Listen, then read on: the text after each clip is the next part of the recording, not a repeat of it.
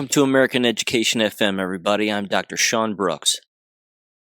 Ladies and gentlemen, welcome. Okay, happy end of the week. Let me get to this very quickly.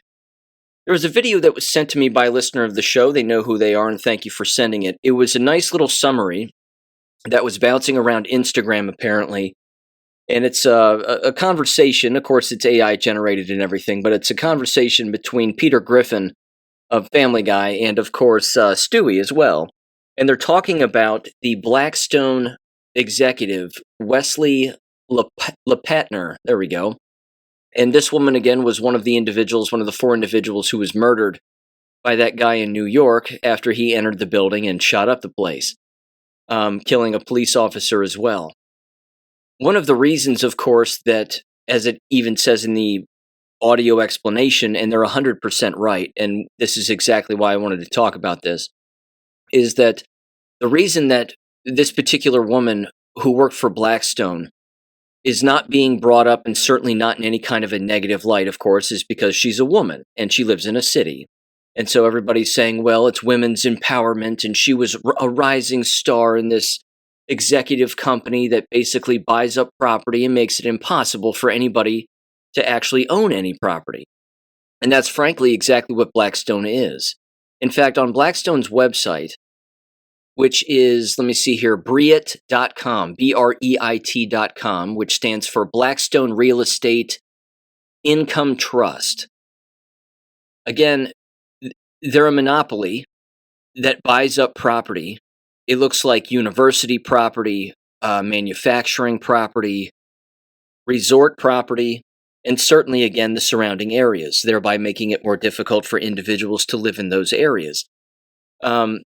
Overall, again, the reason that this woman is not being brought up in a bad light because of all of those nefarious actions, again, is because she's a female.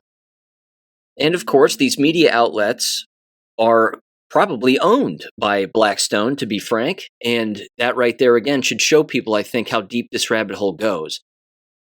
Here's one brief example. This is from Fortune magazine or Fortune.com.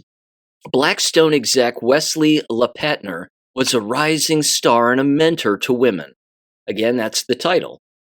It says the following here: tragedy struck in Midtown Manhattan on Monday when a gunman entered 345 Park Avenue. 4 people were killed, and one of them was Wesley Lepatner, one of the highest-ranking women at Blackstone. At just 43, Lepatner had risen to become global head of Core Plus Real Estate and CEO of the $70 billion Blackstone Real Estate Investment Trust, a role she took on this past January after serving as COO. A Goldman Sachs alum who worked in the firm's real estate investment group, she joined Blackstone in 2014. It says, while some initially saw the news that the shooter had entered Blackstone's offices and compared the incident to the United Healthcare CEO killing as a targeting of corporate America, it turned out to be a slightly different story. Authorities say the shooter, Shane Tamura, was there for NFL, which is in the same office building. In a suicide note he left, he claimed to suffer from CTE. Well, I'm not doubting that either, but it doesn't matter. And I'm, again, not justifying the murder of a person. I'm simply saying this is a perfect example, as it was even described again in this audio clip, is that corporate America continues to be exposed among everyday Americans, and the more that everyday Americans look into corporate America, the less they like. And rightfully so. Because again, they own the ground we walk on. They own the pharmaceutical industry. They drive the schooling system, the roof over your head. I mean, it's almost everything. Again, I'm not justifying singling out individuals and targeting them and killing them. What I am saying is that the frustration that every American feels, again, when they're being taxed into oblivion, and then they seek to move or change locations for endless reasons, that buying up property in the entire banking system, again, colludes with groups like Blackstone, among many others. Again, it's so overwhelming, it's almost hard to put into words how much they own. But if you recall the book that I brought up on the show a very long time ago. And again, you can look up the audiobook of this on BitChute and certainly Rumble and give it a listen. I even think it's on YouTube. The Great Red Dragon and the London Money Power. I highly recommend again that everybody give that book a listen if you haven't already, or give it a read if you haven't. Again, it was written in the late 1800s, if memory serves, early 1900s, and it's frightening. It's an absolutely frightening book, having to do again with these individuals being sort of the heads of these groups and the heads of these companies. They're not actually the individuals that run and own everything. They're just the figureheads. Because dating all the way back then, Rockefeller, for example, had absolutely no money. He was absolutely broke. But again, moneylenders got around him and said, we need an American figurehead. So why don't you come to London? We'll give you a bunch of cash. And then what you'll do is you'll go back to the United States and you'll start buying up land. Which means, again, if he's being lent money for land, then that means that the money lenders are the ones who own the land. And again, just to tie this back, to some moves that Trump continues to talk about, I wish that the president would pull the trigger on ending the Federal Reserve, and I wish that the president would pull the trigger on eliminating income tax and property taxes and a number of things. Again, there's no reason why a retired individual who owns their property should be paying a single cent in taxes, not one. It doesn't matter, again, the age of the house, doesn't matter how many homes the person owns, and it shouldn't matter the property. There's just absolutely no reason why that needs to be happening. Again, if you're not attending the local public school system, why are you paying taxes to a local public school system? This entire thing, this entire experiment called America, again, is a huge, huge grift. And it's just sucking all kinds of money from people all of the time. And as we know exactly where it's going. It's all being wasted. It's being funneled back into the pockets of the people who run these groups like Blackstone. And at the same time, it's being used for copious amounts of illegality. Just kind of to wrap this up as best I can here. Again, every single article about this woman is in a bright light, and that's just not the case. Again, these individuals are driven by money. They do not care about the average American, not under any circumstance. It wraps up and it says, quote, in New York, LePatner was a civic leader too. Oh, I'm sure she was. She was a new member of the board of the Metropolitan Museum of Art and a longtime Jewish community leader and member of the board of the UJA Federation of New York. Of course, none of that is surprising. And one last thing again. If the shooter went in there, back when this happened, again, this is a week ago, if they went in there and they were interested in shooting up the NFL offices or the executive offices or whatever NFL offices exist in that same building as Blackstone, that should tell you again that the simple fact that both of them are in the exact same building shows that they work together. Again, they're monopolizing all the property that all of those businesses operate in and with, including, of course, the NFL, and then the surrounding properties also. So it's always far worse than just, again, what meets the eye regarding one particular incident. And I think it's pretty safe to say that the American people have had enough of all of this. The financial system of our country has got to change. Something has to give here. Again, I know there was a lot of high hopes, certainly before the last election, where there were a lot of promises being made, but at the exact same time, it's been the rare promise that has been made here, specifically regarding Trump, where he hasn't delivered to some extent. Again, we've been lied to by politicians in the past all of the time. Minds can change, people can be influenced one way or another, I suppose. And we know, again, that is a thing and that happens, but there was a lot of tax talk certainly before the election, and it continues to this day. Again, it goes beyond just chanting and shouting at the top of your lungs, "End the Fed." I mean, that's nice, and it creates a little bit of movement, and it creates some attention, and it draws people in a particular direction, which is fine. But the Treasury can run the money. And again, the constant attacking of the Federal Reserve by Donald Trump, I think, is it's a good thing. I don't think that he's necessarily doing that to trick people. I think, again, that He's doing it because he knows that they are the problem. I've played the audio on the show here before. He's openly said that he knows that usury is against the law. That again, charging interest on money that is lent, causing people to pay more, is a crime. And when an individual entity, such as the Federal Reserve, manipulates interest rates any way that they see fit, again, it's a criminal racket that just has to be shut down. But so do these monopolies as well, and these so-called investment trusts and whatever else. I mean, they know, Blackstone knows, and groups like them are fully aware that property is where it's at. Because again, everybody wants a roof over their head. And if they can control where the roof is, how much it costs, and then, of course, tax you, even after you own said thing, and tax you for the rest of your life on that very property and on that very roof, while again paying into insurance companies, it's an overwhelming amount of money that is just evaporating. But that's the sad part, is it's not evaporating.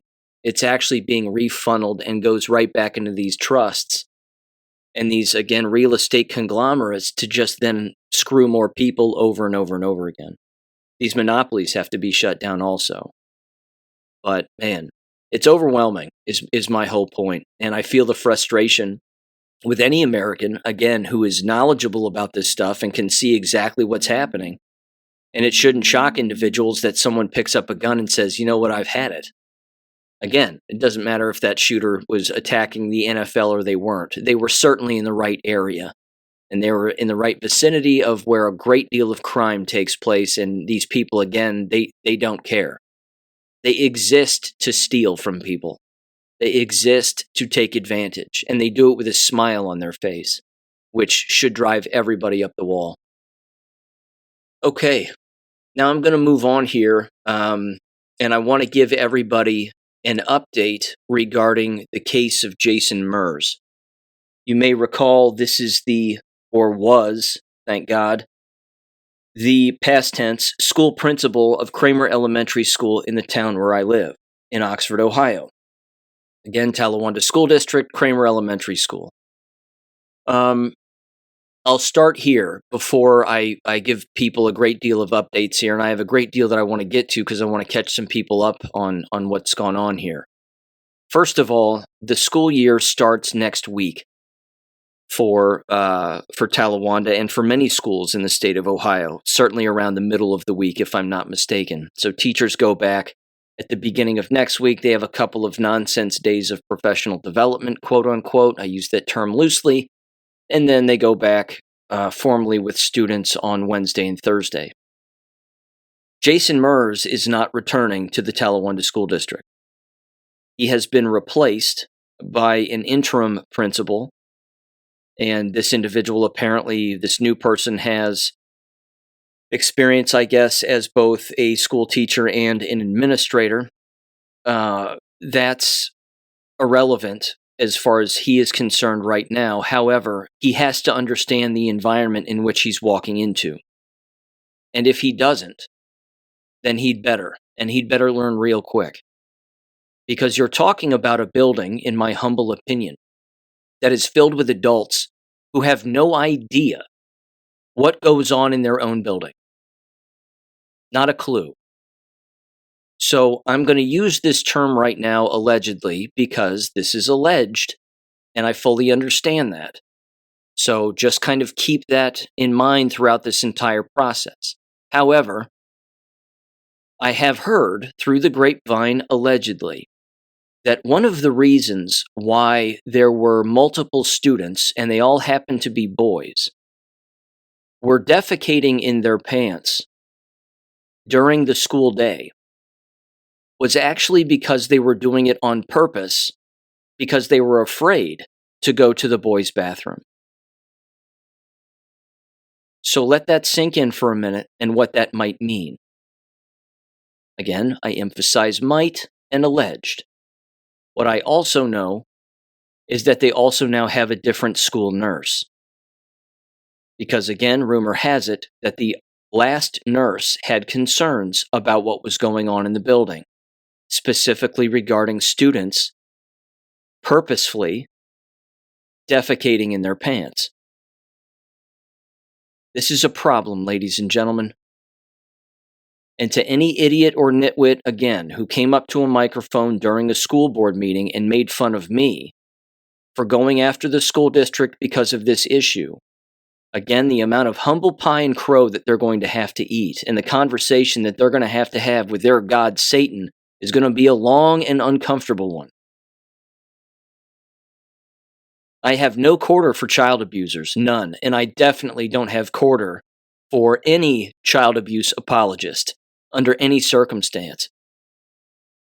So let me now go back in time very quickly and give everybody an update in chronological order of some of the details of all of this that I have not been talking about as of late, and I will bring them up now because you need to know this, because again, there's a lot of unprofessionalism taking place here, if not downright illegality, and a big cover-up. First of all, back in June, I contacted the Cincinnati wing of the FBI, and I recorded the phone call. And when you call the FBI, you have to verbally say a couple of things to a computer voice. What is your name? What is the phone number that you can be reached at? What is the issue? And blah, blah, blah. And then they patch you into a dispatcher or a call screener, basically. And the guy on the phone sounded queerer than a $3 bill. That was kind of a red flag out of the gate. And then he immediately started to ask questions about all of the parties involved. What are the names of the individuals, et cetera, et cetera. And as I was giving him some names, I kept saying to him, "Don't you want to know why I'm calling you?"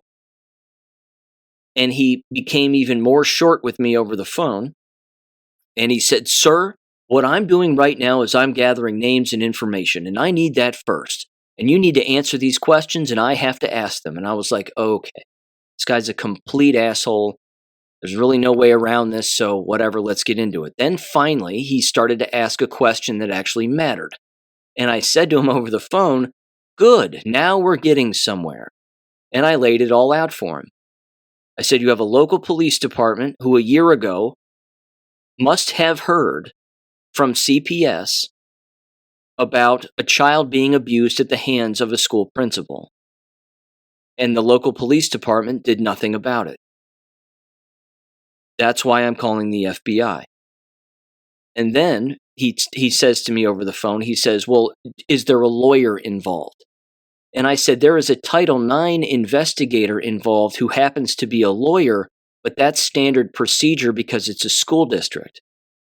And he said, "Is there a criminal investigation taking place?" And at that point, there was a criminal investigation taking place.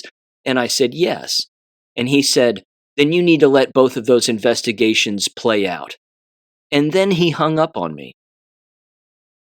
And I couldn't believe it. He flat out hung up on me. There were no there was no, again, resourcing, there was no other advice, there was nothing. You just need to let those play out. And I thought, okay. So I ended up getting the name and email of another individual who is affiliated with the FBI in Cincinnati. And I figured out who this is through a couple of contacts that I have. And sure enough, I ended up getting this individual's email. They were interested in reading about it and looking into this. And I sent them all of my information. What they have done with it up to this point is anybody's guess, but I know for a fact that the Cincinnati wing of the FBI has this because I sent it to them. Every piece of documentation, every article that I wrote, all of it, they have it. So if the Oxford Police Department is listening to this, and I hope you are, the FBI now knows about this. There is no way that CPS a year ago did not contact you based on that allegation alone that was made to Butler Behavioral Health in a therapy session, again a year ago, within Butler County Children's Services. Because I know the procedure, and I know the standard procedure, and I also know the communication procedure that takes place during moments like this. This would have landed right in the lap of the Oxford Police Department. And they didn't do anything about it. Why? Again, to refresh people's memories. because the chief of police's wife worked with Jason Merz. And the chief of police's wife is now still the only elementary school principal that remains, keeping in mind that the other two previous elementary school principals for the other two elementary schools were Jason Merz and his wife. Again, the relationship connections here are beyond damning. So later on, after the FBI and after I eventually got the email of an individual who works within, I contacted the Butler County Sheriff's Office. And I contacted them again in the same month of June. And they also blew me off. And the dispatcher's exact quote was, "We don't step on toes," quote unquote. And I said, well, then who in the hell is supposed to hold a police department accountable? A local police department. And then they said, well, you can file any complaint that you have through internal affairs. Now, wouldn't you know it, the person who receives all internal affairs complaints for the Oxford Police Department happens to be their chief of police, John Jones. Again, rather interesting. However, they have to outsource that because they can't investigate themselves. My point here is this. That paperwork will be filed eventually. And they have, again, a decision to make. They can get honest and open up the investigation again and actually interview real people. Or they can continue to screw around and act like they had nothing to do with it. On top of that, back in about the middle of June 18th precisely, I emailed the Oxford Police Department lead investigator, whose name is Mark Liedermeyer. And I sent him an email with, again, a chronological list of all of the paperwork that I had, both articles, the whole thing, and he never emailed me back. He never even said, "Thank you, I appreciate the information, XYZ. Then what I did is I contacted the state attorney's office, specifically Dave Yost. And I did that the very next day on June 19th. And here's the letter that I received back. Again, I sent them all of my information. I also did the exact same thing with local news outlets in Cincinnati. None of them got back to me because, again, this story is too big. Which, by the way, before I read this AG letter, the Cincinnati news outlets, when they always say, we're investigating on your side, pew, pew, pew, and then they do all that, like, we care about the local community and we'll do deep dive investigations. No, they don't. And it only goes so far. Because once you start talking about corrupt police departments, corrupt cops, and individuals dropping the ball on child abuse, that's where they draw the line. They're not interested in that. Again, they ran a 30-second clip about Jason Merz without saying his name. An administrator at Kramer Elementary School in Oxford, Ohio, in the Talawanda School District has been placed on leave for inappropriate actions toward a student. That was it. That was the 30-second explanation. And that's why I emailed them. I said, well, as it turns out, it's far worse. And here's the story as it goes. And again, they never got back to me. So that should tell people, again, about your local news outlets and all of this. We investigate, we're on your side. We do the deep dives nonsense. It's a lie. It's completely fabricated. So once I sent all of this, not just to the AG's office, but I also sent it to local politicians who represent us here in the general area, and they know about this too. Here was the AG letter that I got back. I got this back from a Erica Marseille, if I'm saying that right, the constituent liaison, Services and Outreach of the Office of the Ohio Attorney General Dave Yost. And it says the following: Dear Sean, thank you for contacting the Ohio Attorney General's office regarding your displeasure with local law enforcement. I suggest that you contact the Chief of Police. Again, they didn't read the article because he's a part of this. In addition, you may wish to contact the Internal Affairs Bureau within the department, who is run by the Chief of Police. That's kind of a problem. They said if one exists. Both are important steps in the chain of command to file a complaint against a police officer/department. In the event you are unable to have your concerns resolved with the police department, you may wish to contact the local mayor. Well, the local mayor here, Bill Snavely, is a complete communist. So I don't trust him either. It goes on, it says, the mayor has jurisdiction over the police department as a municipal agency. Well, again, they're going to hear from me soon enough. And they should. And if they read this article, then they would know. If they read those Substack articles, they would already know that the police department is involved.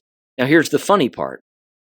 Because they're all communists who sit on city council and completely unethical, and that's putting it mildly. I mean, these people are absolute COVID trash. The things that they did during the COVID lie were an absolute abomination. And, I've been over that on endless occasions here on the show. But anyway, if I brought this to their attention, which I will, certainly in the future, formally, in an actual city council meeting where hopefully they'll all be there, again, they want to, they don't like the chief of police, but not for the same reason. They don't like the chief of police because apparently the chief of police is not a fan of bringing in homeless individuals or illegal aliens. Well, if that's true, then good for him. But I don't like the chief of police because he dropped a child abuse case for allegedly one of his friends, who happened to be a school principal in an elementary school. So again, bringing this to their attention, well, it should have already been brought to their attention, and they should have already asked him about it, and they should have, again, probed as to why he dropped this a year ago and didn't investigate. Anyway, this goes on, this letter. It says, Ohio is a home rule state, meaning no state elected official has the authority to oversee the day-to-day operations of another elected official. Consequently, the Ohio Attorney General's office does not have authority over any law enforcement office or any city's mayor. Let that sink in also. Because first of all, we didn't elect a chief of police. He was chosen. And he was chosen because apparently he can be rather controlled to some extent. But there's no oversight. That's the biggest problem here. It says, finally, you may wish to contact the U.S. Department of Justice. Oh, don't worry.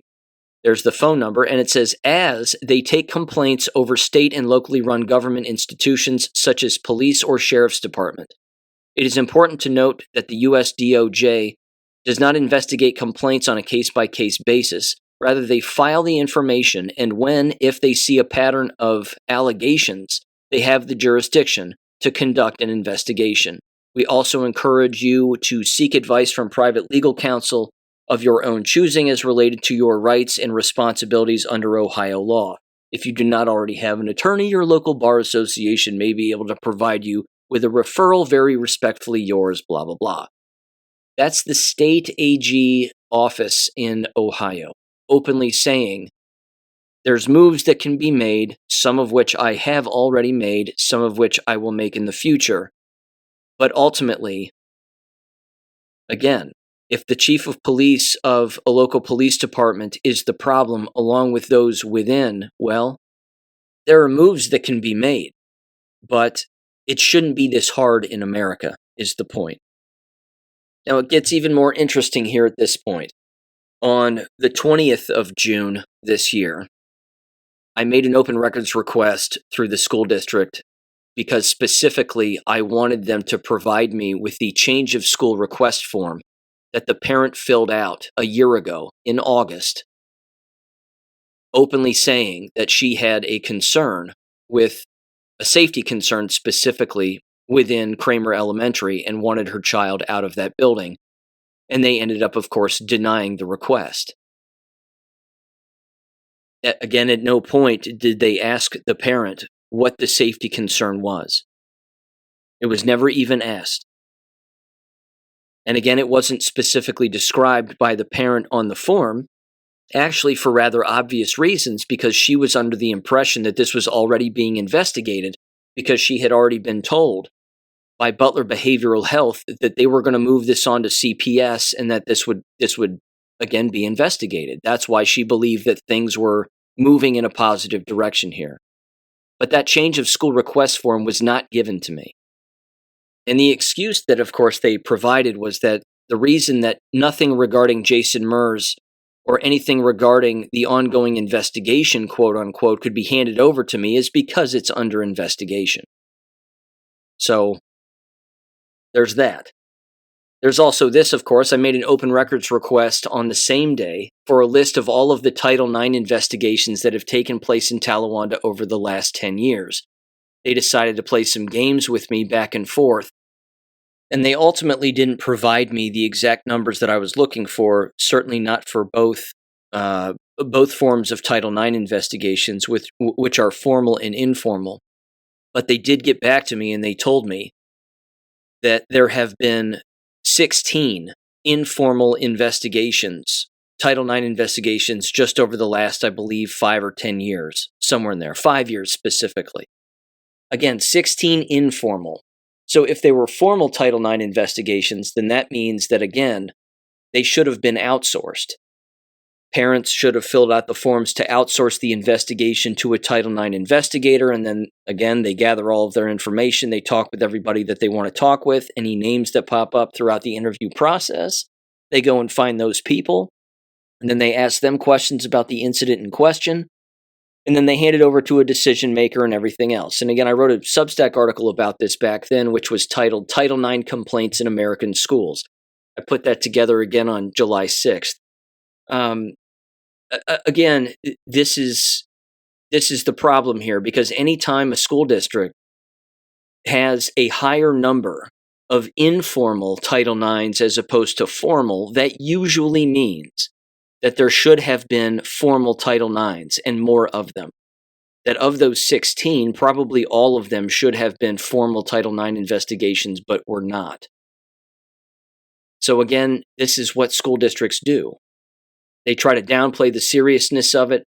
They feed on parents, people, the community, whomever, students certainly. This is why they take advantage of them all of the time, is that when abuse shows up from individuals within the system, they know that parents don't understand the process.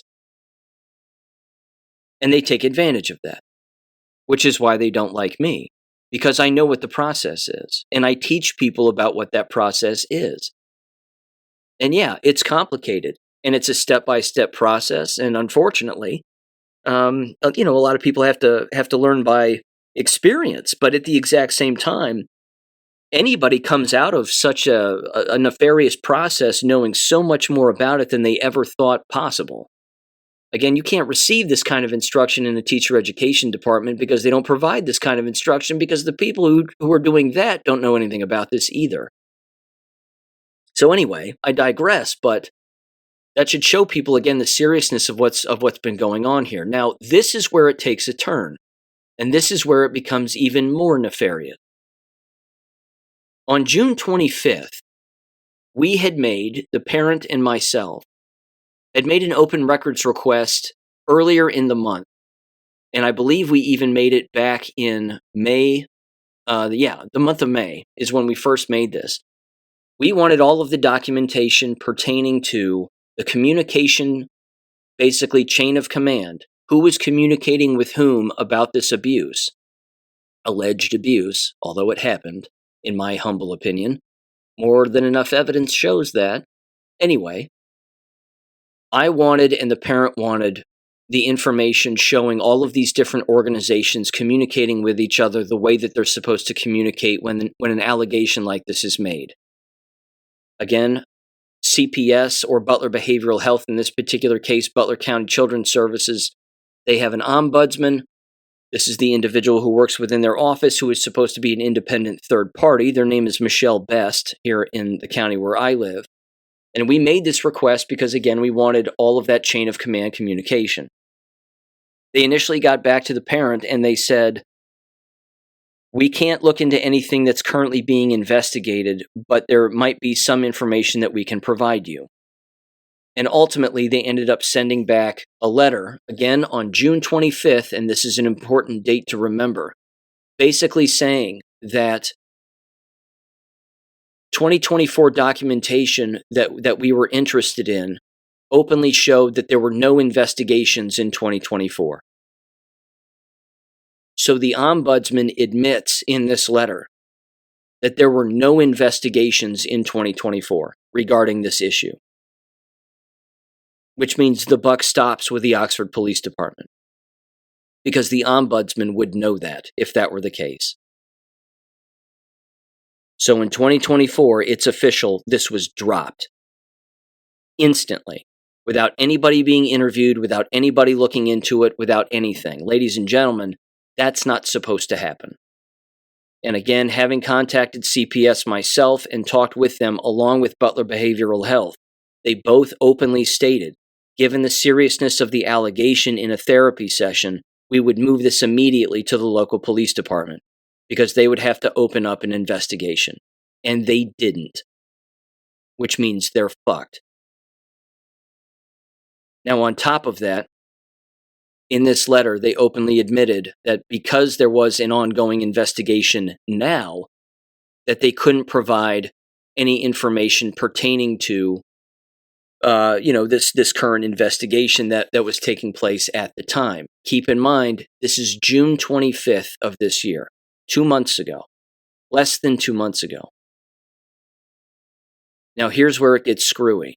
And we later found this out, I want to say, whenever it was, the first week of July, so about a week later, a letter was sent to the mother directly from Butler Behavioral Health, Butler County Children's Services specifically. And the letter that was sent to her was dated and was literally mailed on the same day of June 25th. Here's what that letter stated. Again, it has their name. And this had to do, and it was titled, Notice of Child Abuse and or Neglect Investigation Finding.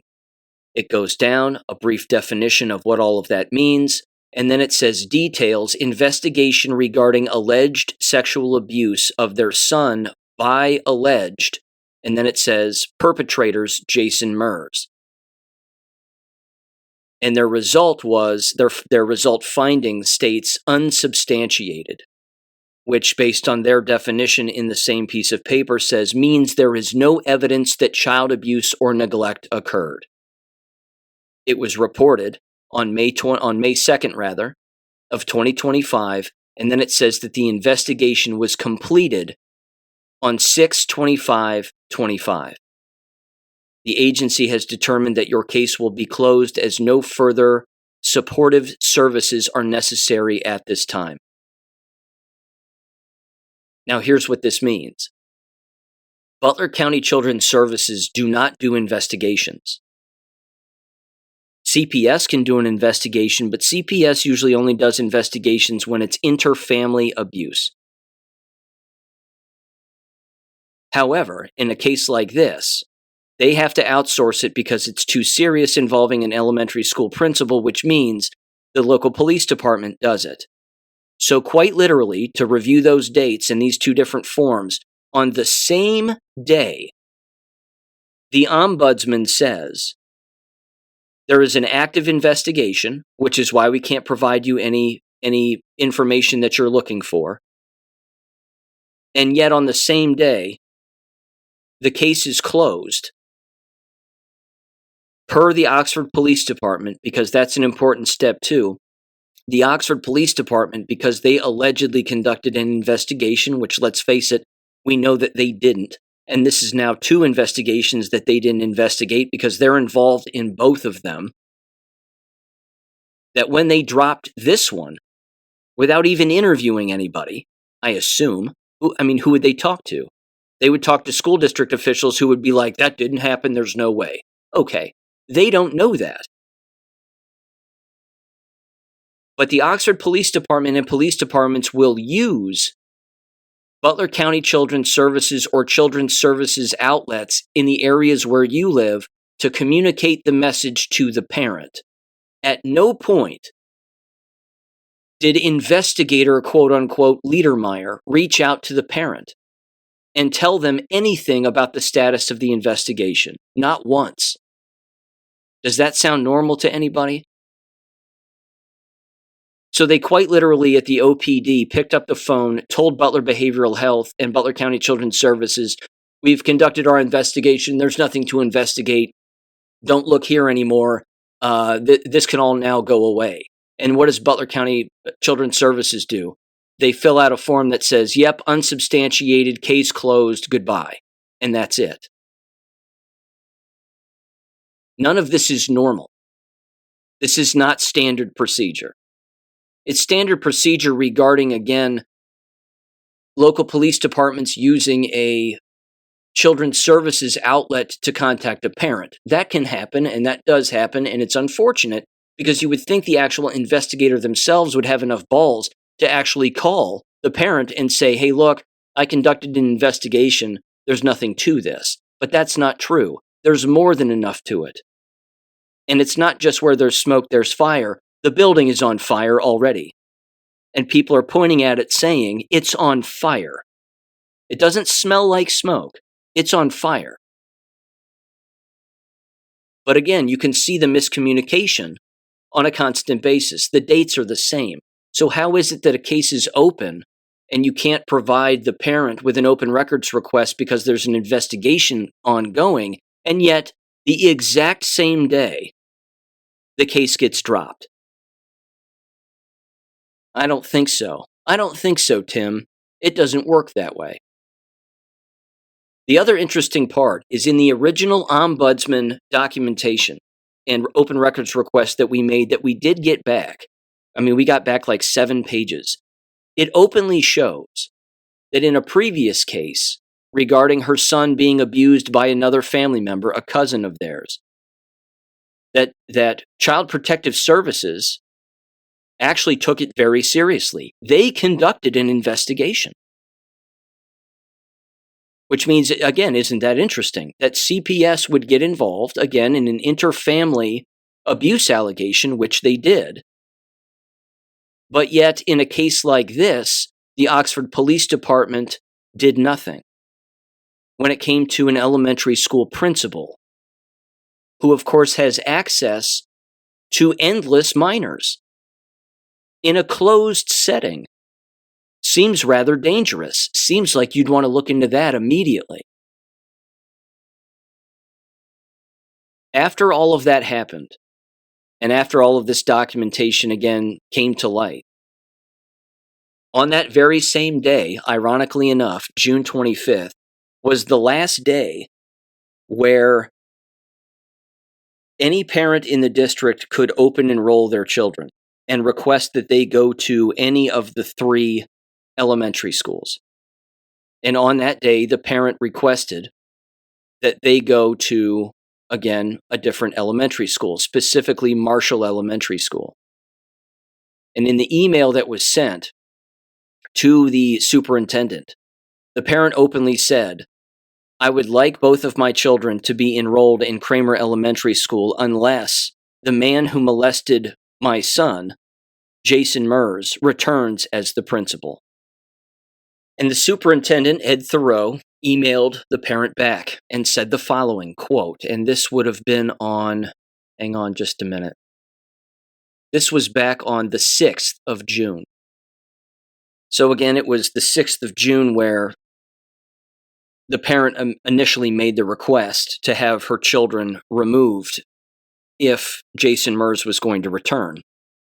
Here was the email that they got back from the superintendent, Ed Thoreau. They said, quote, Ed Thoreau said it, I'm in receipt of your open enrollment application to have both of your children transferred to Marshall Elementary School, your number 1 choice for the 25-26 school year, if Principal Merz returns back to Kramer Elementary. At this point in time, the district cannot know the ultimate result of the pending investigation, which will determine whether Principal Merz will return to his assignment at Kramer Elementary.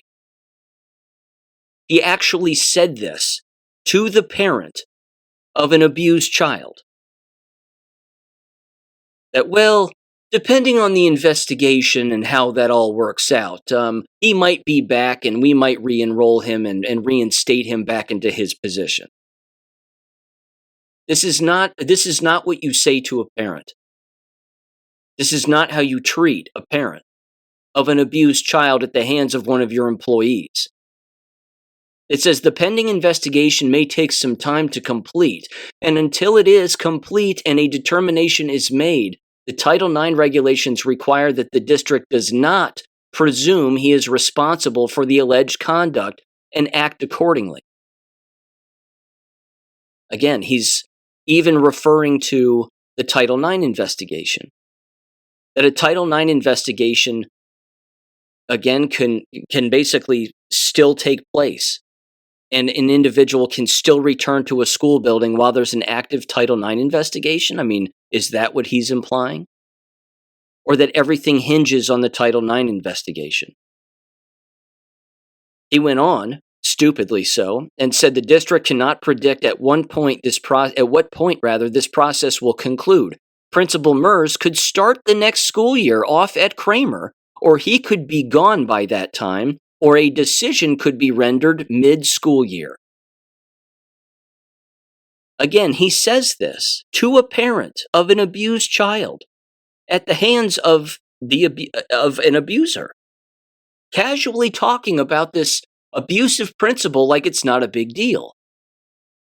It goes on, it says, from an educational perspective, I wish to minimize the possible disruption of moving your children mid-year if the investigation concluded after the start of school, and Principal Merz did in fact return to Kramer Elementary.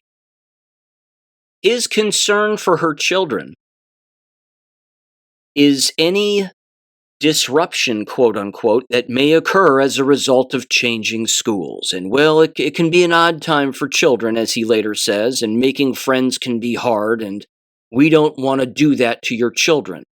So says the superintendent. So talking down to the parent that they don't even know their own children's behavior, while also making it sound like Jason Merz has done nothing wrong.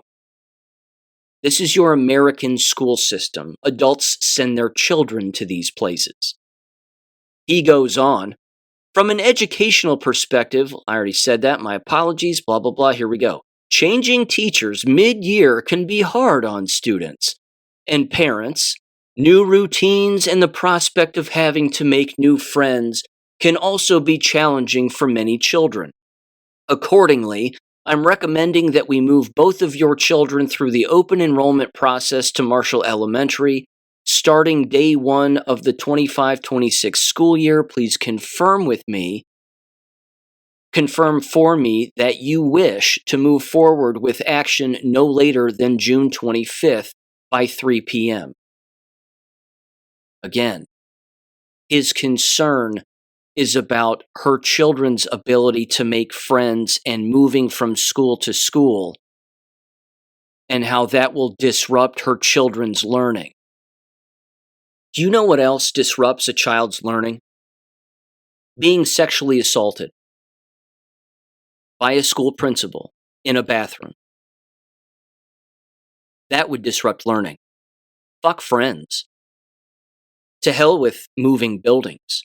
Being sexually assaulted by an adult of the same sex, regardless of who it is. Yep, that'll ruin your day. That'll throw things off a little bit. Can you hear the tone-deaf nature of this superintendent? He's tone-deaf. He's retarded. He went on and basically again said, provide me the forms if you're interested in moving your children, and we can provide transportation, again, specifically through a privatized, transportation outlet where hired drivers drive children from point A to point B. Again, I would be careful with those transportation outlets, but yeah, that's certainly an option. So again, the parent ended up filling out the forms for both of her children and enrolled them in a different elementary school in town, and that was accepted. Isn't that odd? That's what the parent wanted exactly a year ago because of a safety concern, and yet it was denied. And no questions were asked. What's the safety concern? The superintendent not once a year ago or throughout the entire course of a year asked why the entire, again, form was filled out by this parent simply stating that there was a safety concern and that, of course, there was a convenience to sending them to another building regarding her previous employment. Again, everybody's turning a blind eye on this, which means they either are stupid or they know exactly what was going on and they didn't want anybody to find out. Now, there's another interesting piece of this also, which I hit on briefly in the Substack articles. But on Thursday, May 2nd, it was Friday, May 2nd of this year, the superintendent emailed the board members after the board members received the email from the parent alerting them to what had gone on here. And that morning on Friday, the superintendent again emailed the board members stating that he had talked with Jason Merz and that Jason Merz was on paid administrative leave and that it's being investigated and it's being handled and no police have contacted me about any of this and whatever else, which is interesting because someone would have had to have contacted the superintendent. And the superintendent, again, upon receiving an email like this from board members earlier that morning, on Friday morning, May 2nd, a cop would have had to have told somebody, which means the cops told someone. But if you recall, the superintendent lied Thursday, the day before, as to why Jason Merz was not there. By having, again, a secretary openly say that Jason Merz is out sick and blah, blah, blah. It's possible Jason Merz contacted the secretary and said, tell everybody I'm out sick. That's possible Jason Merz lied. Turns out he was on paid administrative leave on Thursday, which was the morning after the evening where the mother made the police report.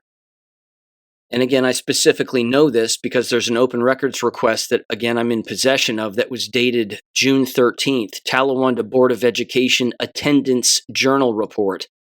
It says, again, May 1st, which was a Thursday, Jason Merz absence 1, paid administrative leave. And then it says May 2nd, Merz, Jason, 1 absence, paid administrative leave. So no, there was none of this, well, he's out sick, leave him alone stuff. No. He was on paid administrative leave on Thursday morning, May 1st.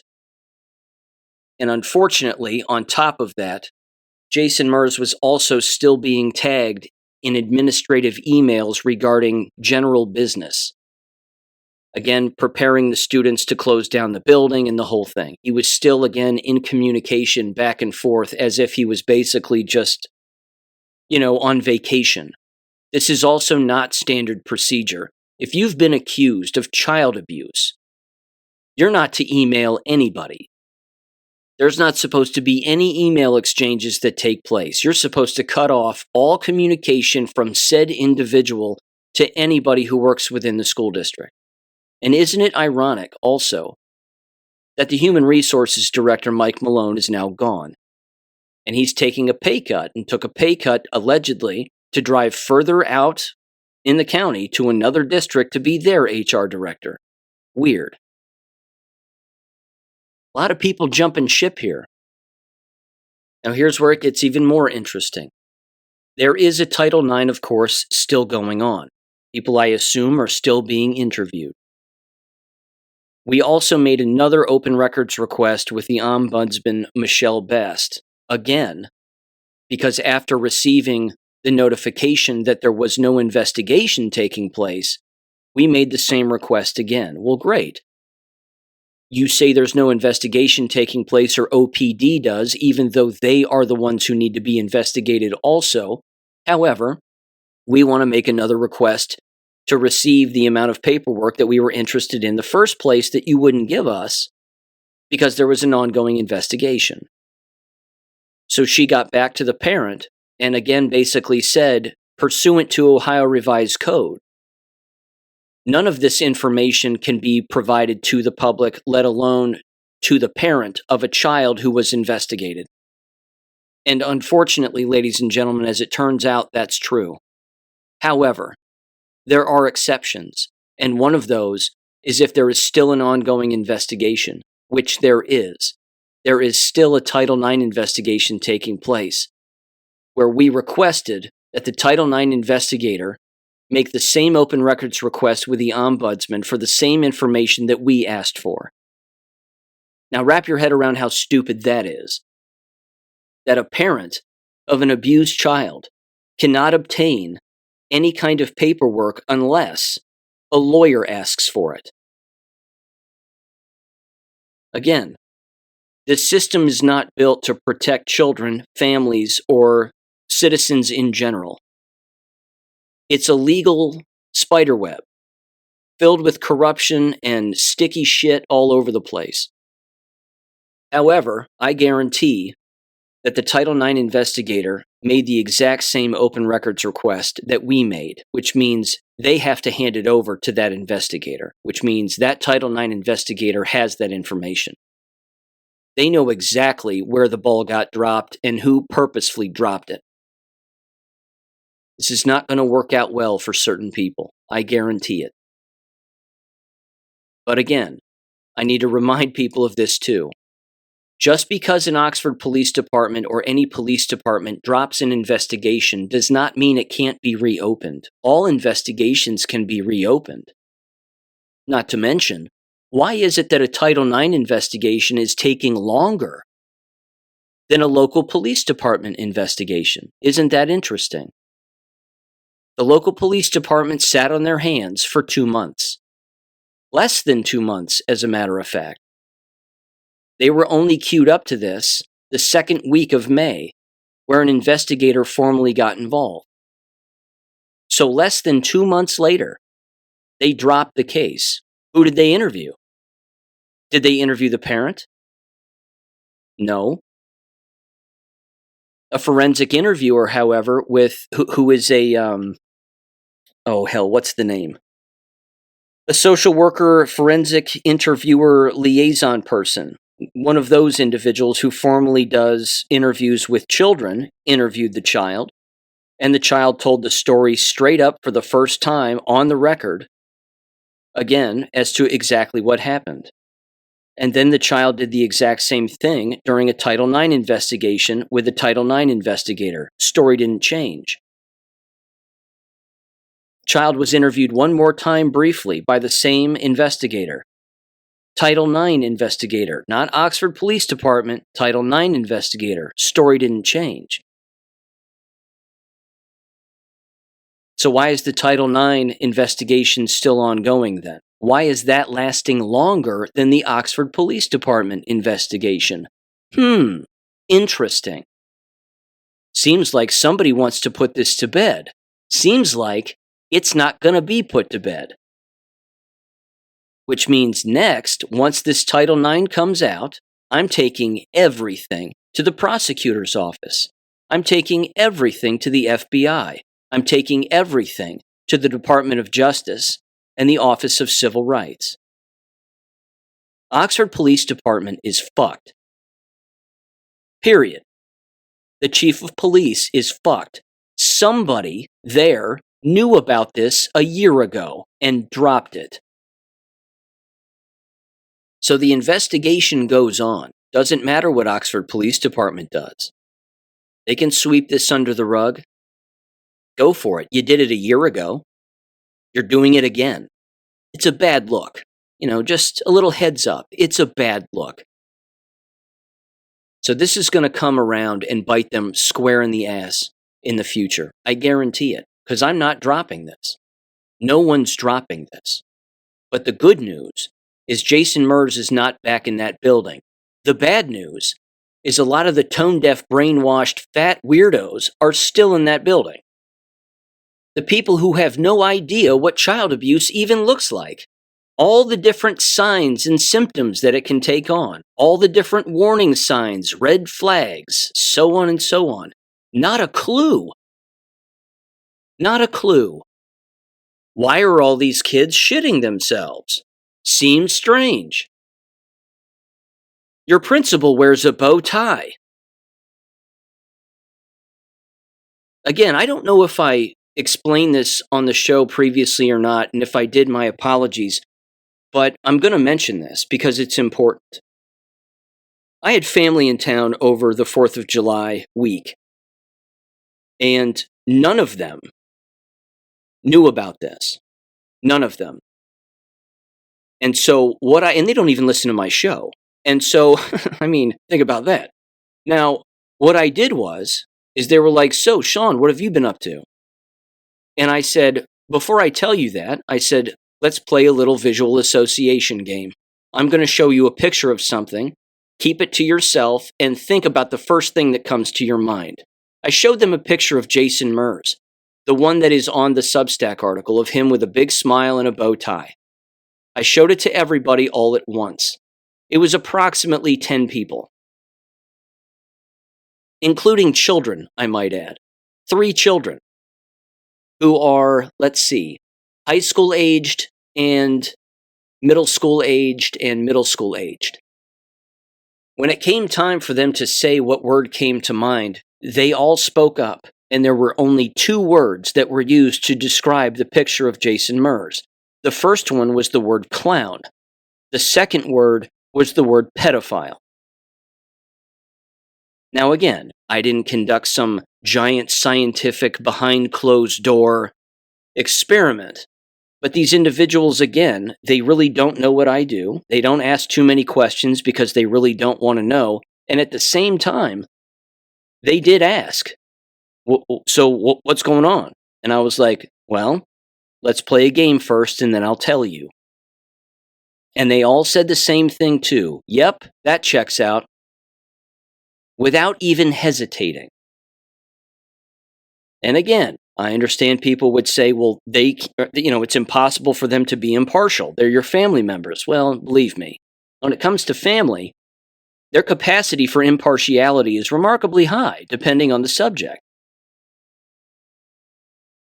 But when children are looking at a picture of an adult like that, and they get a creepy look on their face, and then they come up with the word pedophile and clown, that's kind of a problem. That's a red flag.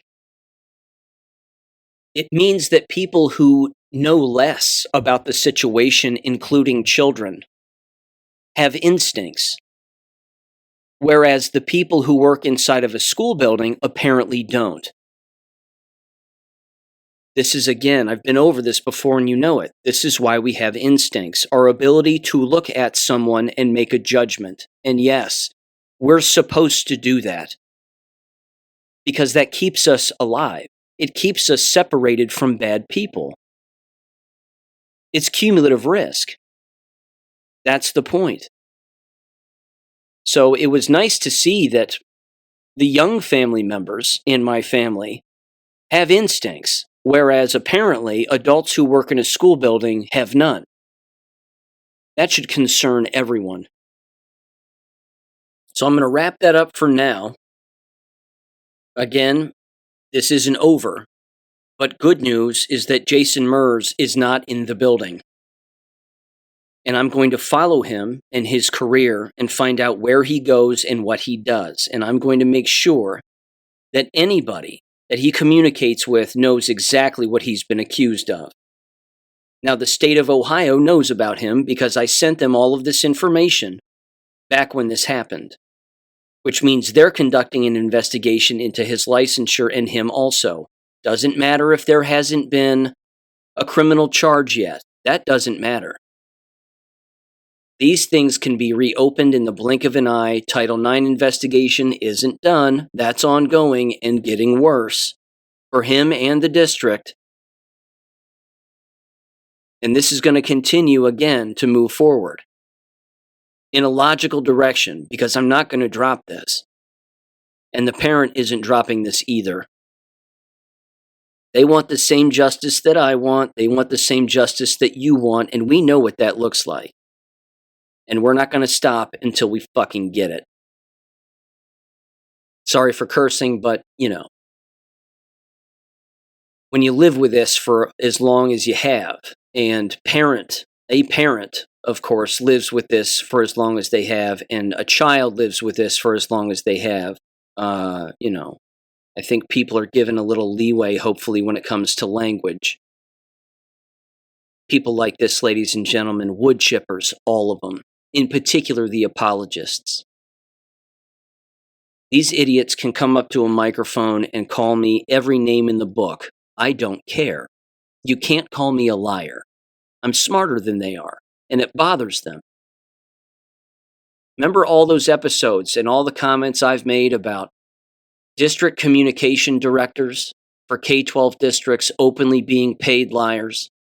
Well, I've played the audio of that local nitwit who works for the school district as their communication director, and again, that should prove it to you.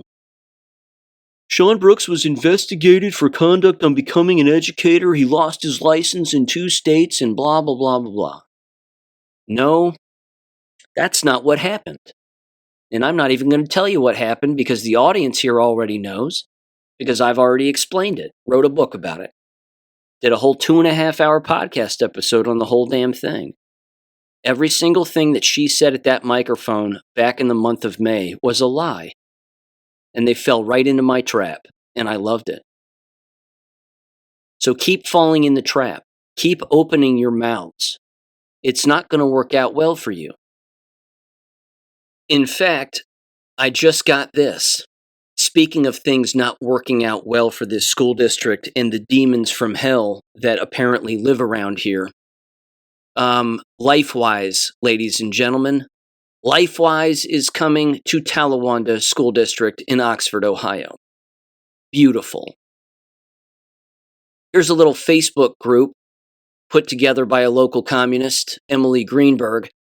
It says the following here from the Talawanda Community Advocacy for Public Education.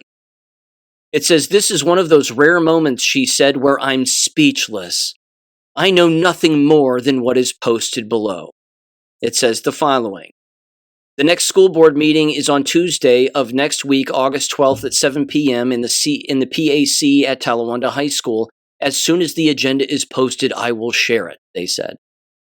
And then they posted this, quote, "We are launching our program this year in Kramer and Bogan. For those who want your kiddos to attend, use the link to enroll them. We would also love to have volunteers and helpers. You can use this link for that as well. If you want to see this program in your school, this link can be used for that as well. LifeWise Academy Bible education for our local public school students, pursuant, of course, to new Ohio law, that schools, public schools specifically, cannot deny religious freedom and religious groups." Uh-oh. Now let's listen to all of the bats in hell screaming.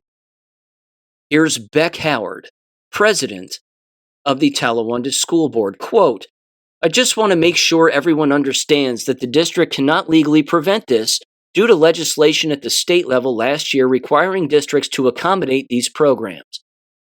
In our public meetings, board members have raised all of the questions brought up in this thread, and the administration is working within legal restrictions to minimize disruptions. There are no disruptions. Do you know when they leave for LifeWise? Lunchtime and recess. That's when. They're literally leaving.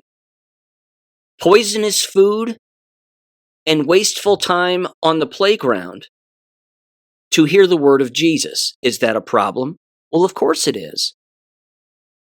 For godless monsters, but not for everybody else." She goes on, I digress. "I would encourage folks to express your concerns to state legislators who passed the law mandating districts to accommodate these programs. You can also email Dr. Thoreau to request the guidelines that have been put in place." And then another local nitwit by the name of Robin Stevens Cope said separation of church and state includes schools. No, you don't even know what separation of church and state means. They should get on my Substack and read the article that I wrote about it and its historic significance and what it really means. I'm telling you, the level of retardation is mind-blowing. Again, Emily Greenberg's not at a loss of words. I am every single time that I have to read a post like this, and I'm not even on Facebook, which is another funny story, by the way, quick segue. This Emily Greenberg gal, she actually thinks that I'm on Facebook. She thinks that I post on Facebook under some anonymous account or something. I haven't been on Facebook, first of all, ever in my life until last December, when I made that first post about their entire Google system being compromised and wide open to the public. And then I made 2 more posts after that in January, and then I lost my account. And I haven't been on since January of 2025, this year. But this woman, honest to Christ, I live rent-free in her head. She thinks that I'm in these groups bouncing around as anonymous people making comments. And she's openly stated that. These people, again, they're not well. We have got to make mental institutions great again, I'm telling you. Of course, they're called schools, but you get what I'm saying. Here's another one. Jennifer Brock Lee. Still unbelievable that this is allowed. If you want your child in religion classes, either enroll them in a religious school or add it to your extracurricular in the evening or on weekends. The school day is for learning. Well, joke's on you. It says all classes, she said, period, all day, period. There is a reason that students need to be present all day to take the classes they need and choose makes no sense. You know what doesn't make any sense, Jennifer, is that you don't know a damn thing about LifeWise. And I just said it. I just brought it up. They leave during lunch and they leave during an extracurricular that they don't need or want and during recess.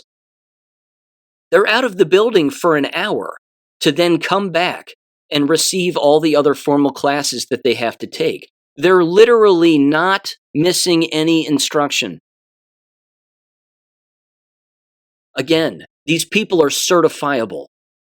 They know nothing. They just speak all the time about shit they know nothing about. Here's another person, a Chrissy Colopy. I'm saying that right, don't care. They said, quote, "It gives me the ick. Cult-like behavior for child trafficking ick. I definitely believe in keeping church out of schools. It should be a place to learn without indoctrination." What do I even say to that? What do I even say to that comment? I'm telling you, my hands are on top of my head right now, ladies and gentlemen. I've got nothing. These people are full-blown retards. Here's another one. Sarah Corbin. Ooh, that name sounds familiar.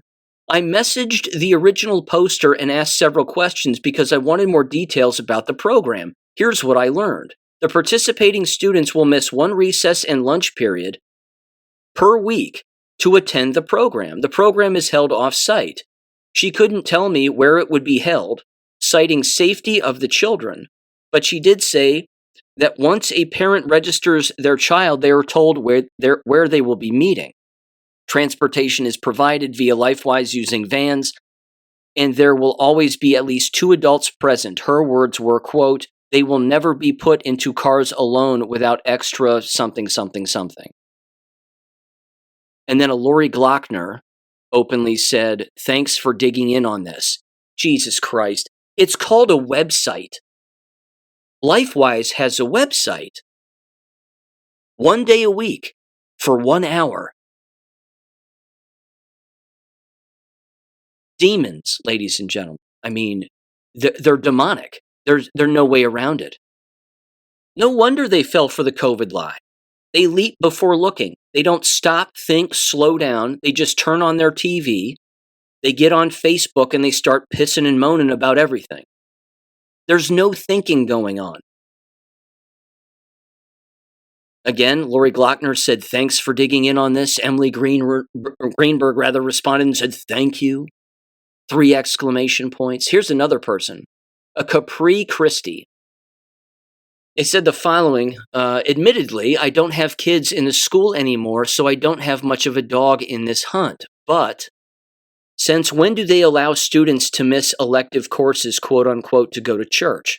Well, since LifeWise has been around, you moron, but whatever. They went on, they said, how are they allowed to take children off school grounds during the school day? Well, because they can. Who is responsible if a child is hurt during this time? They are missing a class and leaving school ground. It's called a waiver form because parents are legally responsible for children. And so is LifeWise because, again, a waiver form gets signed, and that's the way that works. Like teachers are responsible for children if they get hurt in school or their pants get rubbed on in a bathroom by a principal. Remember that? I mean, again, is it too soon? Do these people have amnesia? In loco parentis, ladies and gentlemen, in lieu of parent.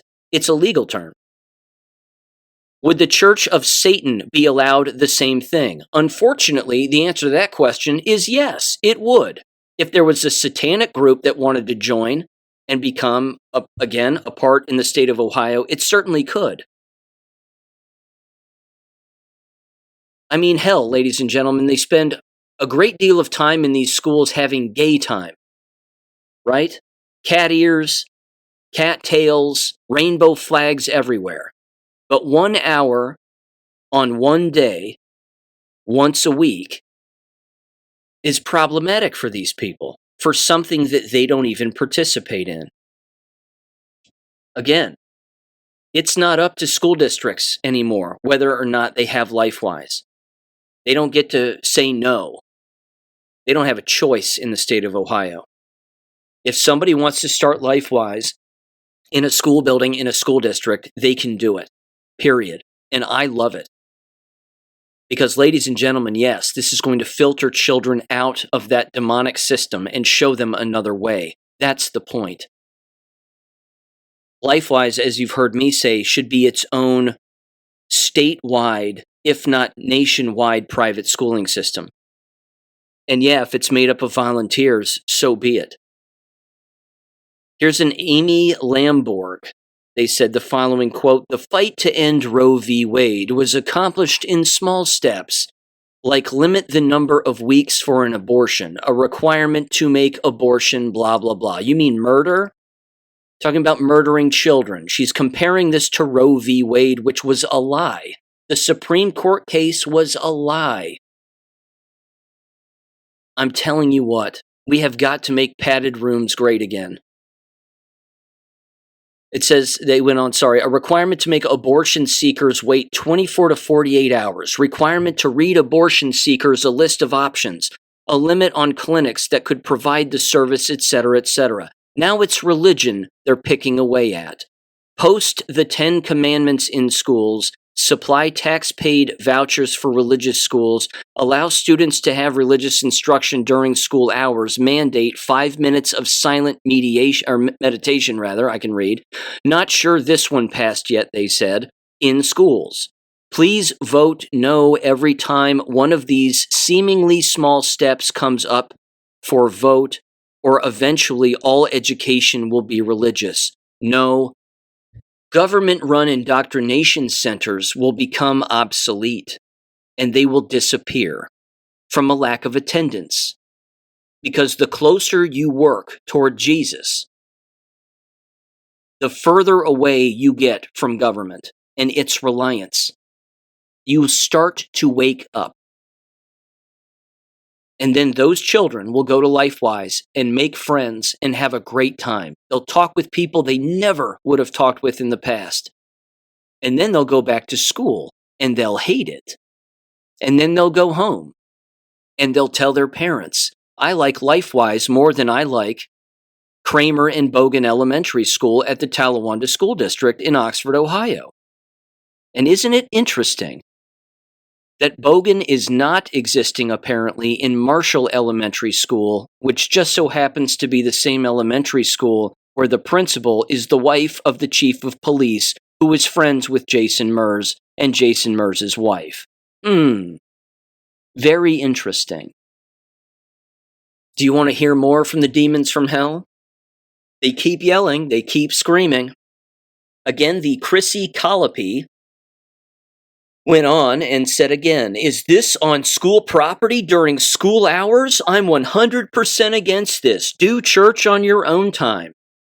And a Nikki Baldwin was the one who put this out on the Oxford Talk website in a positive light, saying, quote, "We are launching our program this year in Kramer and Bogan. For those who want your kiddos to attend," stop saying kiddos, "to attend, use this link to enroll them. We would also love to have volunteers and helpers. You can use this link for that as well. If you want to see this program in your school, this link can be used for that as well." And again, this Chrissy Callipy gal lost her mind. Here's the Amy Lamborg gal again saying, quote, "I hope this is structured so that no tax dollars will be used to pay for this. I'm also against posting things like the 10 Commandments in schools or the proposed 5 minutes of meditation in schools. Each of these things are baby steps toward teaching religion in schools. Religious education is already offered in every church. And in a church, you can choose which denomination your kids learn. You can also choose to not participate in LifeWise. And if you want your children to read the Talmud or any other satanic book, they're more than welcome to do that also." Again, these people are disgusting. Nikki Baldwin responded and said, "In the link, it will have all that information. We are completely following the federal law, and it is privately funded." Yeah, Amy, you didn't pick up on that the first time because they don't read. They just don't go to the website, click on it, and read. Where do these people live? Under a rock? What is going on? It goes on here. Here's a Jeff Silverman responding to Amy Lamborg. "They don't receive any public funds," Jeff said. "They are generously funded, over $35 million in 2024 and growing rapidly every year, by politically active right-wing evangelical donors. No, not necessarily. It's just people who love Jesus. You can keep all the titles to yourself. We don't need any of those names. They have won awards from the Heritage Foundation and lots of other highly partisan right-wing groups. Oh no. They employ expensive lobbyists who helped the Ohio legislature pass a law mandating that school districts allow kids to be pulled from school for religious education, quote unquote, during school hours." I think their post went on, but it got cut off here. Anyway, Nikki Baldwin responds to Jeff and says, "This went through and passed in the Supreme Court in 1952, long before LifeWise was started. This isn't specifically for LifeWise. Also, the community has to approve it and want it beforehand, and our community did approve it." Whoops. Sorry, Jeff. Do you see how dumb these people are? Again, they're illiterate. They're illiterate. I like this Nikki Baldwin gal. Good for her. Jeff continues, because he's a moron, and he said, quote, "Not true, Nikki. The Supreme Court ruled that voluntary programs were constitutionally permissible in 1952, and Ohio law has long allowed school districts to voluntarily implement them. The Ohio law requiring school districts to implement these programs, whether the community wants them or not, was signed by Governor DeWine this year, and by most reports was heavily influenced by LifeWise lobbyists. First of all," oh, and then he said, "My apologies, I responded to the part about the Ohio something." First of all, Jeff's wrong again. I hate to break it to him, but he's wrong again. This is a First Amendment issue. And school, actually, as a government institution, is not allowed to abolish the First Amendment, just like they're not allowed to not have Bibles in the library. They're not allowed to stop people from praying. They're not allowed to do that because it's unconstitutional. This is not difficult. This is very straightforward. And by the way, as you are well aware, because I brought it up here on the show at the time, when Westerville City Schools in central Ohio, closer, of course, to the Ohio state government in Columbus, when they shut down their LifeWise program because of a few communists, that pissed off a lot of people. You don't need lobbyists to get LifeWise in schools or let this become, again, more redefined already existing law when it comes to religious freedom. All you have to do is piss off a bunch of very innocent, God-loving people with a few communists. And before you know it, the right thing gets done. That's it. This is not hard. This is not some brain buster. This is rather straightforward. This conversation continued and said, blah, I meant to respond to the part about Ohio. This Jeff guy says law quickly, and I missed the part about our school district voluntarily approving it, ? How and when did that happen, ? It's called the law, you moron. It's the law, which means all that has to happen is you fill out a form of enough participants, and then you can do it. The school district doesn't have a choice. So again, if you want to have a Satan club, you can. This is happening, by the way, and again, the communist left doesn't know this, but this is happening. Excuse me, having to catch my breath here. This is driving me nuts. This is happening because of their actions. This is the ebb and flow, back and forth, tipping the scale. This is exactly what it is. It's literally the NPC Chad meme that says, why do you make fun of all of us, and why do you do this, and why do you do that? And the Chad meme gets closer and closer to the NPC and says, you made me this way. You asked for this. You brought this on yourself. Yeah. When you started to fill every school with gay bullshit, you end up with law that says we're pulling our kids out of your school for those that are, again, sadly still sending their children to public school, but I understand that there are some cases where there's no other choice. But they're allowed to leave 1 hour a week during recess and lunch to meet friends on a like-minded issue and a like-minded existence with Jesus. And again, they caused this. They brought this on themselves, and they don't know it. Amy Lamborg responded to Nikki Baldwin again and said, how did the community approve of this? I don't remember any votes. Again, there didn't have to be votes. You don't vote for it. It's the law, you moron. Honestly, I have no tolerance for this level of stupidity. Can these people even wipe themselves? I mean, do they get dressed in the morning? What is happening? Nikki Baldwin responded back to Jeff and said it happened last year. There was information that went around for the community to decide. Oxford community met and exceeded this. So now we are launching it in the community. Whoops. Where were you, Jeff? You weren't paying attention because it's not something you pay attention to because, you don't like God. That's fine. That's your problem. Nikki Baldwin hits it out of the park and says, I want to point out that even though it is approved in the community for us to be here, all parents and guardians must sign up their kiddos before they can participate and attend. Yes, because that's how it works. Another nitwit decided to speak up, Abby Wiedek. Can't churches have Bible study on Sunday? Honestly. And then they said, it goes on here, and during school education time, ? Or is this for the holiday Christians, quote unquote, that only attend on Easter and Christmas? See, these people can't help themselves. They can't help but expose their own bigotry in the middle of something that they don't even participate in that has nothing to do with them. Communism, ladies and gentlemen. They're communists.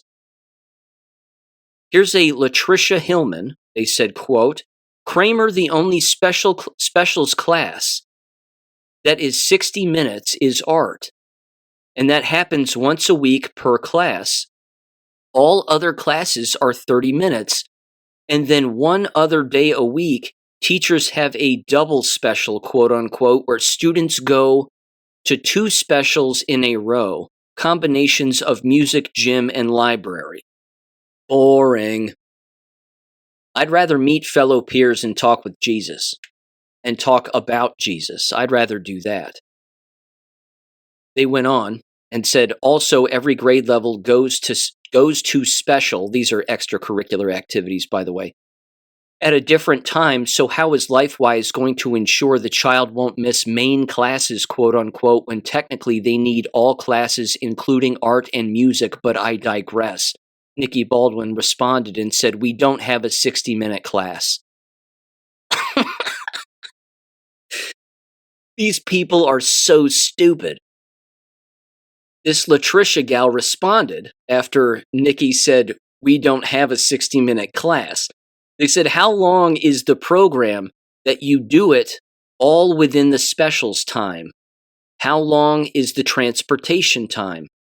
If most the special times for Kramer are only 30 minutes long, so how can they ensure students won't miss instruction time if they only have 30 minutes for LifeWise class plus travel? I would think Bogan would have an even longer travel time. Jesus Christ. These people don't understand that you're not picking, okay, let me mention this for the people that don't know, and there's no reason why anybody would. Kramer Elementary School is in Oxford. Bogan Elementary is quite literally out of town, almost in a neighboring town, but still within the district limits. But it's miles and miles and miles and miles and miles away. This woman believes that a bus is going to pick all of them up at the same time and take them one place. That's not how it works. One elementary school will have LifeWise in one generally located area close to that school. The other elementary school will have the exact same thing close to that elementary school. This isn't difficult to figure out. Nikki Baldwin responded and said, knowing the logistics of our area are spread out, I can understand those thoughts. However, it will be within the allotted class time. This will include travel as well. Each grade will go individually. The kids won't be gone for the whole day on one day. Yeah. This thing called common sense, it really is in short supply. It's mind-numbing. They responded and said, because they can't stop, this Latricia Hillman, so if each grade goes individually, is like kindergarten Monday, first grade Tuesday, second grade Wednesday, or is it on day and they go at different hours of that day? First of all, let's try to type complete sentences. Let's try that. Baby steps, after all. Honest to God. Thanks for not replying to that person, because why? There's no point. Anyway, Audra Drake wrote, so if they are pulled during lunch, do you provide lunch? For the love of Christ. This has already been answered. It's already been answered. If they miss art, music, or physical education, parents need to be aware of this. I'm concerned and about those students who receive special education services or title reading services. Those are often done during non-core time, so this could impact them. I have so many questions. First of all, for this Audra Drake person, you're not sending your children, so don't care. Just don't care about the program. It has nothing to do with you. That post right there, ladies and gentlemen, is quintessential communism. They're not referring to their own children. They're literally putting faux interest in children that are not theirs because they think that they're a better parent than the parents of the children who signed them up for LifeWise. They're sticking their nose where it doesn't belong. Mind your own business. Again, did they not grow up with these phrases? Mind your own business. Who cares what other people do with their own children? That's their business. If they want to send them to LifeWise, they get to do that. Just like you get to be a stupid communist on Facebook and be immortalized in a podcast forever. This is incredible. What's going to happen? I don't know. It's none of your business. Nikki Baldwin responded. I'm not even sure why she keeps responding to these people. It says, it will not take away any of that. It will not take any of that away, she said. If you have a child with special needs, you will find out the permission forms accordingly, and it will all be worked in. And yes, they will absolute get lunch if it is during their lunch period. This is not new. This is not complicated. This has existed in our state as a voluntary program, and it's still voluntary. You don't have to send your kids to LifeWise. There's no gun to your head. But again, they don't seem to understand that. These communists want everyone else's, I should say, children to be with their communist children all the time. And when parents say no, we're going to pull them out for 1 hour, 1 day a week to go do this. Only the communists are screaming and shouting. This is going to disrupt everything. I don't know what to do. Your kids aren't going to participate. Mind your own business. It doesn't involve you. Mind your own business. The late, great Hank Williams, ladies and gentlemen, followed by his son Bocephus himself. Mind your own business so you won't be minding mine. If the wife and I are fussing, brother, that's alright. Cause me and that sweet woman's got a license to fight. Why don't you mind your own business? Mind your own business. Cause if you mind your business, then you won't be minding mine. Life lessons, ladies and gentlemen. It's not difficult. It's not difficult. Good news all the way around, though. I love this. I love it. Praise Jesus. Thank God. Okay, 2 more things, and then I'm done for this episode. I actually had way more to get to, but that's okay. It'll wait.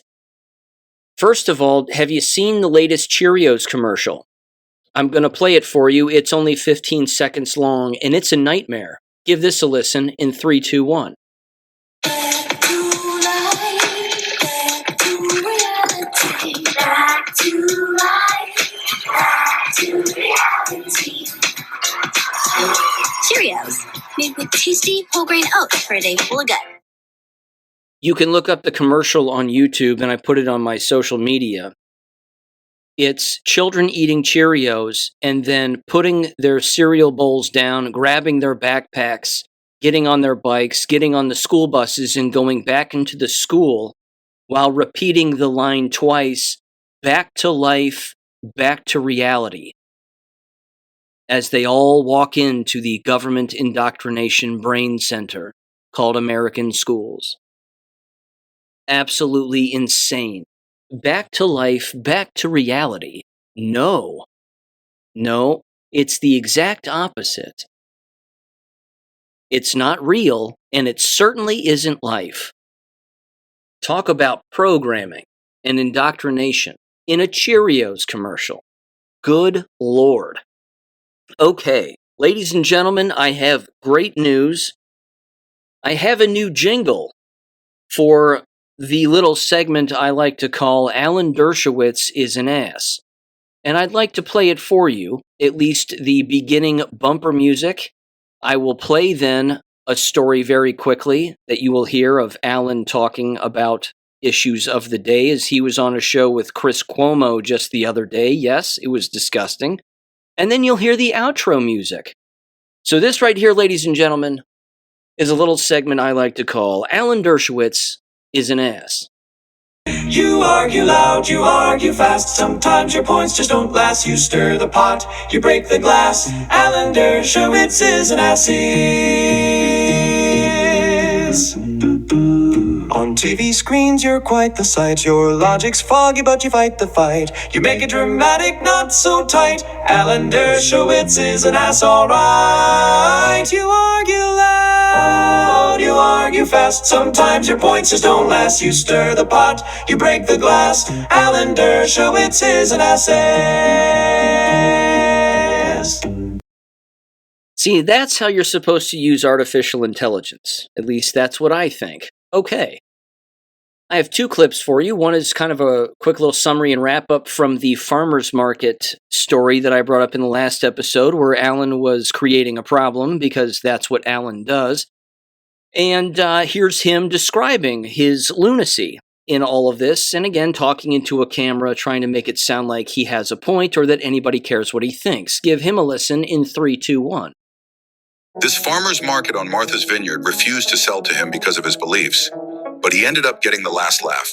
Do you really want to buy pierogi from a guy who won't sell it to somebody based on his politics? I think that would be wrong. You wouldn't buy from somebody who didn't sell to black people or gay people or transgender people or anything like that. At that point, the police came, and he had called them, or somebody had called them, and 2 policemen came and they sided with him completely. The policeman said he has the perfect right to decide who to serve, and I said, what if he refused to serve black people?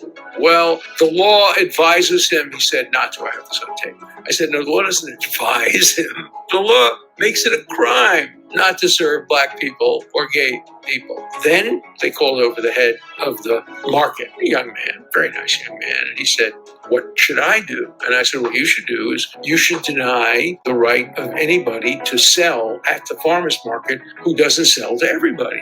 You can't. What if you had the farmer's market that said, one store, we sell to Democrats only. One store, we sell to Republicans. We sell to Christians. We sell to Jews. That's not what a farmer's market is. A farmer's market is you sell to everybody. First of all, Alan Dershowitz didn't get the last laugh. The fact is the farmer's market's still there, the pierogi guy's still there, and that's it. Alan just, again, tries to make it all about him, and, well, you're discriminating against me, but you're not. You're really discriminating against Jews. That's not what it is. People have the right to not serve people.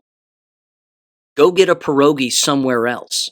Again, mind your own business so you won't be minding mine. This is not tough. But for the people, again, who just can't mind their own business, it is overwhelming. Here's Alan Dershowitz now on News Nation with Chris Cuomo. Jeffrey Epstein's, of course, former lawyer Alan Dershowitz and former Governor Chris Sununu of New Hampshire join Cuomo, quote-unquote, to discuss subpoenas in the Epstein investigation. This is only 3.5 minutes long. Give this a listen as to where Alan decides to take this. Remember, Alan Dershowitz was running his mouth nonstop about his association with Jeffrey Epstein. And in one very specific picture, he's in a loft with Jeffrey Epstein, either Alan's apartment or Jeffrey's apartment, Jeffrey. And there was a blow-up doll in the background. Who owned the blow-up doll, Alan? Was it Alan or was it Jeffrey? Or did you share it? Rather strange. Anyway, there's no way that Alan Dershowitz, the lawyer of Jeffrey Epstein, didn't know what he was doing and didn't participate to some extent. That's my opinion, and I'm entitled to it. But anyway, here's Alan Dershowitz, Cuomo, and Sununu having a stupid little conversation in 3, 2, 1. All the gates. Oh, look, Epstein became a gate. We did it in real time here together. It didn't have to be.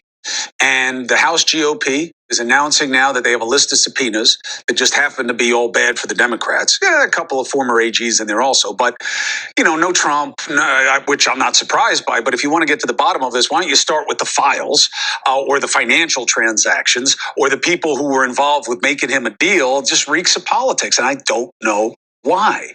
This is a layup for the president to put this stuff out. All right, let's bring in former governor and constant political sage, friend of show, Chris Sununu, and Epstein's former attorney and friend, Professor Alan Dershowitz. It's good to have you both, Gov.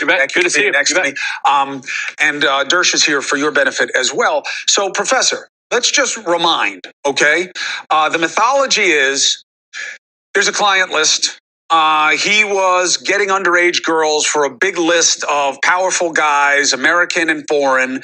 That's why they killed him, and Maxwell knows. Do you accept any of those? Not a single one of them. I wish there were a client list. That my fondest wish is that there were a client list, because I wouldn't be on it. I wasn't his client. I was his lawyer. He was my client. There was no client list. Only 2 people testified that they were trafficked. Both of them have been found to be complete liars. One of them admitted that she made up stories about having videos of Bill Clinton, Hillary Clinton, Donald Trump. The other one denies the Holocaust and made up all kinds of stories about people. So there's no credible evidence, basically, about clients or about being passed around to people. That's just all made up. And this, I challenge anybody to come up with any testimony to the contrary of that. That's what's so strange about these files not being released. What has to happen is the government has to go in front of the 3 judges who have sealed material. They're all in the Southern District of New York, and they all have material that's seized. That's where the details are. That's where the accusations are. It includes accusations by alleged victims, but also accusations against alleged victims. So the judge sealed them in order to protect victims. But some of the victims are also perpetrators and criminals and did terrible things. And so let's have everything open. The time has come. Sometimes it pays to seal things for a year or 2 years. Now it's been 25 years since these alleged events occurred. But the Florida judge said no. What do you do about that? Well, you have to appeal it. And the New York judges will probably say no too. But these are not files that the Justice Department has access to. But they do have stuff, right? The DOJ has stuff that they could release, right? Everything. And, you want to redact the name of a victim, okay, but also include the information about the victim so that we can assess the credibility. But judges have to unseal. The Justice Department has to reveal everything it has in its file that is not subject to sealing, and then let the public, let the media go dig deeply into these people, and let's get the true story. People who are innocent have nothing to hide. I don't think I have to expand on that at all, do I? Because Ghislaine Maxwell's in jail for doing what then? Trafficking no one to nobody? Alan? He's disgusting. And ladies and gentlemen, that ends this episode's segment of Alan Dershowitz is an ass.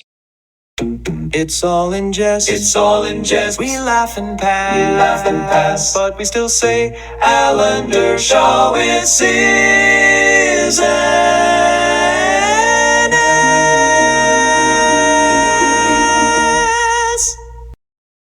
Ladies and gentlemen, have a great weekend. Thanks for listening as always. I'll catch you on Monday. Peace. Thank you for listening to American Education FM. Make sure and check out AmericanEducationFM.com for more information. Take care and God bless.